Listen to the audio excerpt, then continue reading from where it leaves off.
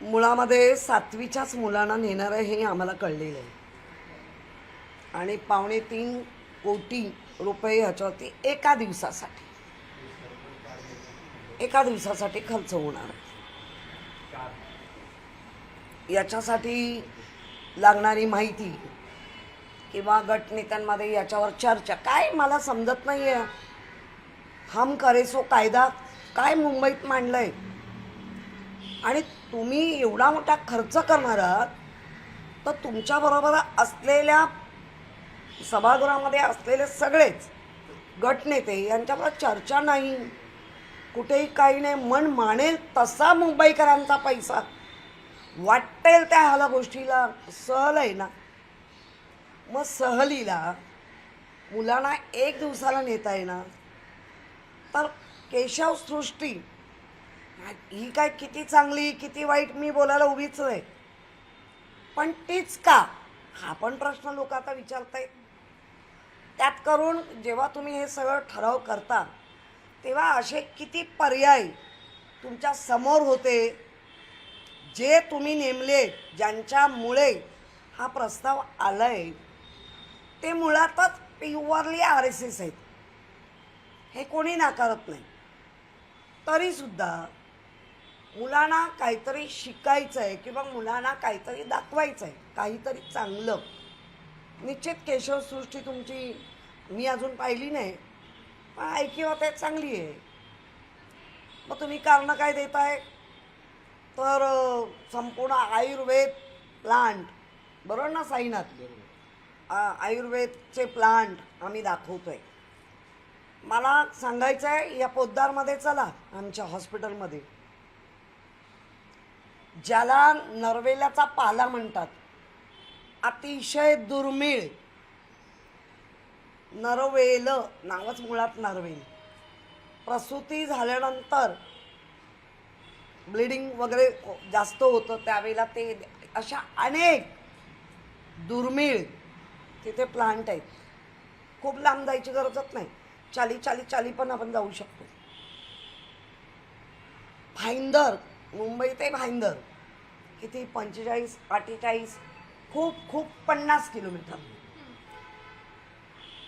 एका दिवसाचं आहे. 2.25 कोटी किती मुलं आहेत तर 30,000 एका मुलामध्ये. एका मुलाच्या मागे खर्च किती तर 803 काय समथिंग असं येत आहे. 800 रुपयात दिवसभरात तो बसने प्रवास करेल, त्याला काहीतरी खायला द्याल त्याला, तरी एका मुलावर 800च्या वर. बरं ती मान्यता सगळ्यांची घेतली का तर नाही. मग सभागृह काय कोण किती छान किंवा कोण हे बघायला आम्ही येतो का. जसा तुम्हाला वाटतं आम्हालाही वाटतं मुंबईकरांच्या मुलांनी चांगलं बघितलं पाहिजे, मग मुंबईकरांच्या मुलांनी चांगलं बघायला पाहिजे. तर अशा अनेक गोष्टी आहेत की ज्या मुंबईकरांच्या मुलांनी बघितलं पाहिजे. अगदी उदाहरण देते, आत्ता पाण्याची टंचाई मुंबईत आहे, पण जे पाणी येतं ते जगात 1 नंबरचं पाणी म्हणजे मुंबई आहे. आणि मुंबईच्या पाण्याचा जो फिल्टर आहे, म्हणजे फिल्टर होण्याची प्रक्रिया आहे, एकदा मुलगा बघेल ना एखादा विद्यार्थी, तो विद्यार्थी सखोल त्याच्यावरती विचार करेल. चमचाभर पण पाणी तो बाहेर टाकणार नाही. आपल्याला संस्कारच द्यायचे तर पहिले ते देऊया ना. आता मला 3,000 विद्यार्थ्यांमध्ये कुठल्या माध्यमाची मुलं आहेत, मराठी, इंग्लिश, हिंदी, उर्दू, गुजराती, आम्हाला माध्यमं पण कळली पाहिजे. सरसकट सगळी माध्यमं म्हणजेच मराठी, गुजराती, हिंदी, उर्दू, बाकी सगळी मुलं नेत असतात आहात का तर माझ्या माहितीनुसार याचा अर्थ की आम्हाला काहीतरी महानगरपालिकेच्या बेनिफिटमधनं आमच्या पक्षाला मिळवायचं आहे. सरळ सीधा कट. असे आयुर्वेद प्लांट दाखवायचे, हे दाखवायचं आहे ते दाखवायचं आहे, दाखवा ना मुलांना. तिकडे जाऊन तुम्ही त्यांना दिवसभर ठेवणार आहात. आज आमचा सगळ्यांचा ह्याच गोष्टीला विरोध आहे. पहिल्या आधी सखोल आमच्याबरोबर चर्चा करा. डायरेक्ट तुम्ही उद्या येईल मला वाटतं स्टँडिंगला, तिथं तर बोलणारच.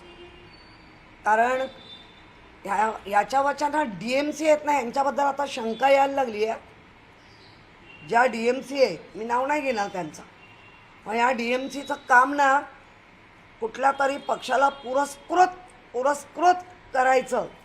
हा अशा DMC असतील तर ह्यांच्याबाबत अनेक अशा गोष्टी आहेत, ह्याच्यावर आयुक्त कारवाई करणार की नाही. एकीकडे आपण बघतोय की जेनझीज प्रत्येकाला खरं तर प्रत्येक राजकीय पक्ष जेनझीजसाठी तरुण मुलांसाठी खरं तर मैदानात उतरताना बघायला मिळत आहे. पण आता जेनझीज सोबत जेन अल्फाला देखील टार्गेट या निमित्तानं करतायत असं वाटतंय का? कारण सातवीतली मुलं आहेत.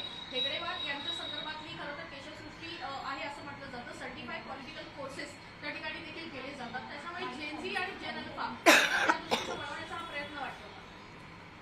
ज्या पद्धतीने जंतर मंतर जे काय मैदान आहे हे जंतर मंतर झाले आणि आता अल्फा झेनजी यांच्या मागे लागले. कळून चुकलं. देश बदल रहा है, देश की हवा बदल रही है, आणि ती जर बदलायची नसेल तर झेनजी अल्फा किंवा आता हळूहळू मला डाऊट आता यायला लागलं आहे, हळूहळू ना गरोदर स्त्रियांना पण यांचे ट्रेनिंग सेंटर निघतील आणि त्या ट्रेनिंग सेंटरमध्ये म्हणजे असेच कोणाचे ना कोणाचे पैसे घेऊन मला म्हणायचे महानगरपालिका कधी जात धर्म पंथ न बघता काम करत आली आहे. आणि ह्या ज्या DMC आहेत ह्या नेहमीच एका पक्षाला पुरस्कृत असतील तर यांना महानगरपालिकेचा पगार द्यायचा का? यांना महापालिकेचे पैसे घेऊन वेगवेगळी जर कामं घडवायची असतील तर यांना महापालिकेत का ठेवायचं? जा ना तुम्ही बाबा तिकडे पगारावर नोकऱ्या करा. तुम्ही आमच्या मुंबईकरांच्या महानगरपालिकेच्या पैशावर एका पक्षाचं तुम्ही ब्रँडिंग करणार, हे ब्रँडिंग आहे. आणि आता मोठा झेंजी येत नाही, मोठ्या झेंजीला कळून चुकलं आहे. आमचं म्हणणं आहे तुम्ही जीवसृष्टीला न्या, नाही तर आणखीन केशवसृष्टीला न्या. मग अशा महानगरपालिकेचा पैसा न वापरता तुमचे करा आणि यांच्या पालकांना आधी विचारा. पालकांचे म्हणणं ऐक. सहलीला नेतो म्हणतील आणि नेत असतील तर अनेक पालक पण म्हणतील की आमच्या मुलांवर अशा पद्धतीने नेऊन एका दिवसात त्यांची यातायात होणार आहे. आणि ते काय कमी ह्याच्यातलं नाही आहे, पळवत राहतील पोरांना, पळा असं नाही पाहिजे. सहल आहे म्हणजे आम्ही पण त्या अवस्थेतून गेलेलो आहोत. सहल म्हटलं की 8 दिवस झोप नाही लागत. एक दिवसाची असली तर काय घेऊ, कसं घेऊ, कुठली टोपी घेऊ, कुठले कपडे घेऊ, कुठलं म्हणजे युनिफॉर्मच असतो पण तरी पण नवीन बूट पाहिजे, नवीन डबा पाहिजे, हे म्हणजे अतिशय एक उत्साह. त्यामुळे मला वाटतं त्या उत्साहाला जाणून बुजून कुठच्या तरी विचारांचं न लेबल लावता निखिल आनंद त्यांना घेऊ दे.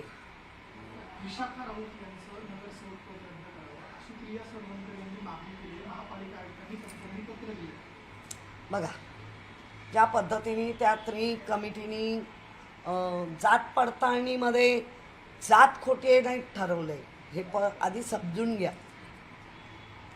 त्याच्यानंतर आलेला 22 ऑगस्ट 2025चा निकाल बघा, म्हणजे नियम आलेला नवीन. विशाखा राऊत ह्या लढवय्ये आहेत, त्या व्यवस्थित केस लढतील आणि जे 3 सदस्यांनी जो निकाल दिलाय तो अर्धा मुर्दा दिलाय हे त्या कोर्टात सिद्ध करतील. पण मग याच्यामुळेच विरोधकांना टार्गेट केलं जातं असं सातत्यानं दिसून येत आहे का, असं वाटतंय का? कारण की एकीकडे जी खरं तर मान्यता रद्द केली आहे ती शिवसेनेच्या संदर्भात काही नगरसेवकांची आहे किंवा विरोधातल्या नगरसेवकांची आहे. टार्गेट केलं होतंय कोण? नाही, मुळामध्ये याच्यामध्ये अगदी दिल्ली टू गल्ली राजकारणच चाललंय. आपल्याला दिसतंय, बोलायचं काय. आणि ज्यांना अपेक्षित आहे म्हणजे प्रिया गुरव त्यांना अपेक्षित आहे की मला मिळालं पाहिजे. ते अपेक्षा असणं काय गुन्हा नाही, अपेक्षा असणं मान्य आहे. पण कायदाही बघू ना आपण. आत्ताच का आपण ठरवायचं. आणि विशाखा राऊतने आधी जाऊन देऊन आलेले आहेत त्या व्यवस्थित त्यांचं लढतायत आणि त्यांची जात खोटी आहे असं होणार नाही. कारण भाजपाच्या एक वरिष्ठ ज्या त्यांच्याच गावात लहानाच्या मोठ्या झाल्या त्यांच्या नात्यात आहे, त्यांची तीच जात आहे आणि त्याने तो पडताळा त्यांना दिला. मी नाव नाही सांगणार. आणि त्या म्हणाल्या की विशाखा तुझी माझी एकच जात आहे, तुझा पंजोबा माझा हे होता, अशी काहीतरी जी वंशावळ आहे ती त्या देतील ना, त्या पण करतील. पण त्यांचं असं म्हणणं आहे की जे राजपत्र तुम्ही आता दिलेलं आहे ते राजपत्र आणि मुंबई महापालिकेचा जो ऍक्ट आहे तो वेगळा आहे, त्याचा आणि ह्याचा काही संबंध लागतोय का हे पडताळणी सुरू. असं अमेय घोले म्हणतात की त्याचा काही फारसा संबंध येईल असं वाटत नाही आम्हाला. म्हणून नाही, ठीक आहे ना, अमेय घोले फार हुशार आहेत बाबा, प्रचंड अभ्यासू नेतृत्व आहे ना. त्यामुळे अमेय घोले बोले आणि अख्खा महानगरपालिका डोले. ओके. पण मग सातत्यानं असं नाही वाटत की दादरमध्ये म्हणजे महेश सावंत यांना देखील चॅलेंज करण्यात आलेलं आहे सुप्रीम कोर्टात सदा सरवणकर यांच्या विरुद्ध. दुसरीकडे विशाखा राऊत यांना देखील या निमित्तानं प्रश्न विचारण्यात आले, टार्गेट करण्यात आले. दादरचा बालेकिल्ला मिळवण्यासाठीचा हा कडाडून वाटतोय. दादरच काय, वरळी, पण फक्त वरळीला काही लागत नाही आहे. वरळी तर पक्की हिटलिस्टवर आहे. आणि नुसतं वरळी नाही तर उद्धव बाळासाहेब ठाकरे हे संताजी धनाजी कसे दिसत होते तसे उद्धव बाळासाहेब ठाकरे, आदित्य उद्धव ठाकरे हे सारखे दिसत आहेत बाबा. आता तो आमचा प्रॉब्लेम नाही, तो त्यांचा प्रॉब्लेम आहे. दुसरीकडे एक वेगळा प्रश्न असा आहे की सातत्यानं कंत्राटदारांचं आंदोलन मुंबईमध्ये मोठ्या प्रमाणात होताना बघायला मिळत आहे. बिलं त्यांची थकवली गेलेली आहेत. एका कंत्राटदारांनी आत्महत्या केल्याचं देखील निष्पन्न झालेलं आहे. त्यांचं नाव आहे गजानन देवकाते. त्यांची बिलं जी आहेत ती अनेक वेळा खेपा मारूनही पुढे केली गेलेली नाही, त्यांना पैसे मिळालेले नाहीत. अखेर कंटाळून त्यांनी आत्महत्या केली. तुम्हाला आठवतं आहे का ज्यावेळेला या पक्षामध्ये फार मोठी, आमच्या पक्षामध्ये फार मोठा दरोडा झाला तेव्हा उद्धवजी बोलले होते की जे घालायला आलेत, जे घालून गेलेत ते पश्चाताप होणार. आज त्यांना असा पश्चाताप झाला आहे की इकडे पण वाजलं जातं आहे, तिकडे पण वाजलं जातं आहे. आणि कंत्राटदार आहेत ते तुमच्या जीवावर आधी काम केलेली आहे. तर मग नुसतं असं नाही वाजणार, मग असं पण वाजणार. आम्ही आहे धोका. पण मग कंत्राटदार जे आहेत ते वारंवार आंदोलनं करतात. नाही, देशाला कळून चुकलं ना की कंत्राटदार लॉबीला फसवून, कंत्राटदार लॉबीला वापरून हा जो काय सत्ता पलट झालाय तो आता मुंबईकर काय देशात कळत आहे. मैम, केशव सृष्टि के मुद्दे को लेकर जिस तरीके से महानगर पालिका ने फैसला लिया, अब न्यूट्रल लोकेशन पर ले जाना चाहिए, आरएसएस की विचारधारा बच्चों के मन में डालने का काम कर रहे हैं, और क्या कहेंगे? खुलेआम वही दिख रहा है. हमारे पक्ष का कुछ आइडियोलॉजी होती है. हमेशा बाला साहब पूछते थे, जैसे हमारा पक्ष है तो हम क्या कहते हैं कि अरे बाबा हमारा पक्ष मीन बाला साहब का पक्ष है. शरद चंद्र जी पवार का पक्ष है. उनको कोई पूछता है तुम्हारा पक्ष का बाप कौन है, हम कहते हैं शरद चंद्र जी पवार है. पूरे देश के पार्टी देखो, माँ है, बाप है, यहाँ तो पता ही नहीं चल रहा है कौन है. आरएसएस है या भाजपा की जो पुरखों की लिस्ट है। अब ये कांग्रेस बोलेंगे हमारे पंडित जवाहरलाल नेहरू, वहाँ से चालू होते हैं। पैसा वहाँ दिखता नहीं है। वहाँ एक ट्रेन यहाँ से आएगी, एक ट्रेन यहाँ से आएगी, कभी साथ चले, कभी बिखर जाए, यही चल रहा है। और मुझे लगता है मुंबई महानगर पालिका का पैसा खुद के लिए यूज़ करना गलत है। और हम कल पूछेंगे, ये आयुक्त को पूछेंगे, वो जो डीएमसी है, वो जो काम कर रही है, वो एक पक्ष के लिए काम करती है, निपक्ष होके काम नहीं करते, ये हम आवाज़ उठाएंगे। क्या बच्चों के मन में जिस तरीके से आरएसएस की विचारधारा डालने का काम किया जा रहा है, आप लोग इसका विरोध करेंगे? ना, हम विरोध उसके लिए नहीं करें। केशव सृष्टि क्यों? बच्चों का सहल है ना, तो बोलो ना एजुकेशन टूर है, और एजुकेशन भी टूर है। तो पहले आपने जो मुंबई महानगर पालिका कितनी सालों से, तो उनका जो कुछ बदलाव है वो पहला दिखाओ ना। जो पानी आता है, आजकल मुंबई में पानी नहीं है, लेकिन पानी की जो फिल्टरेशन होता है वो कैसा होता है, कितनी बड़ी बिल्डिंग है, कितनी हजारों करोड़ की टूटी लगती है, तो वो दिखाओ ना। वो नहीं दिखाएंगे। अपनी विचारधारा ठूस के भरने का कुछ इंतजाम हो रहा है, ऐसा लग रहा है, हम विरोध करें। मैम, मालेगांव का एक मैटर सामने आया है जहाँ पर जो वहाँ की डेप्यूटी मेयर है, उन्होंने पीछे टीपू सुल्तान की तस्वीर लगाई थी। विवाद पहले भी इसको लेकर गरमाया है, एक बार फिर से गरमा रहा है, क्या नहीं, वो मालेगांव का मुझे पता नहीं है और मैं उसके ऊपर बोलना नहीं चाहती। लेकिन ताई, जिस तरह से टीपू सुल्तान जैसे जिसको देखो प्लीज़, वो विवाद में मालेगांव है, उधर के मालेगांव के लोगों ने करना चाहिए। यहाँ कोई ऐसी ये करेंगे तो हम उसका करारा जवाब देंगे। रक्षाबंधन का त्यौहार है, कीर्ति सेनन का एक विज्ञापन आया है जिसमें वह एक डॉगी को राखी बांध रहे हैं। राहुल गांधी भी उनके समर्थन में आए हैं।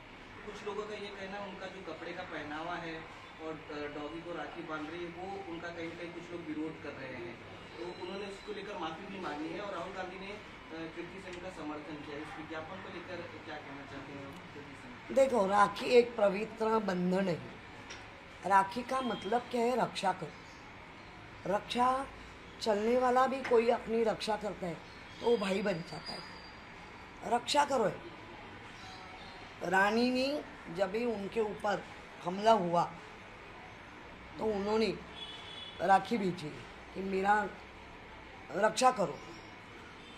तो मुझे लगता है मैं उसका समर्थन नहीं करती वो डॉगी का, लेकिन एक जीव दूसरे जीव को प्रेम देता है, कुछ रक्षा, और डॉग तो रक्षा ही करता है। क्यों आगे पीछे लेके घूमते हैं? तो ज़्यादा भरोसा तो उनके ऊपर रहता है। हमारे पंतप्रधान हो या राष्ट्रपति हो या बाहर के कोई भी आते हैं तो पहला उनको घुमाया जाता है, क्योंकि उनके ऊपर भरोसा रहता है, वो रक्षा करते हैं। हमारे घर में डॉग है ना, मैं खुलेआम कहना चाहती हूँ कि मेरे घर में जो डॉग है अभी 13 साल का है, मेरी लड़की, मेरी बहू और मेरी अभी पोती उसको राखी बनती है, उसको भावभीज करती है। मीन एक प्यार है। और वो भी जब ये वो कोच पे 2-3 बार ऐसा हुआ, हमारा ध्यान नहीं था, वो गिरने वाली थी तो कोच के ऐसा जाके खड़ा हुआ कि जो पढ़ते पढ़ते उसको बचाया। तो भाई क्या खाली बोल नहीं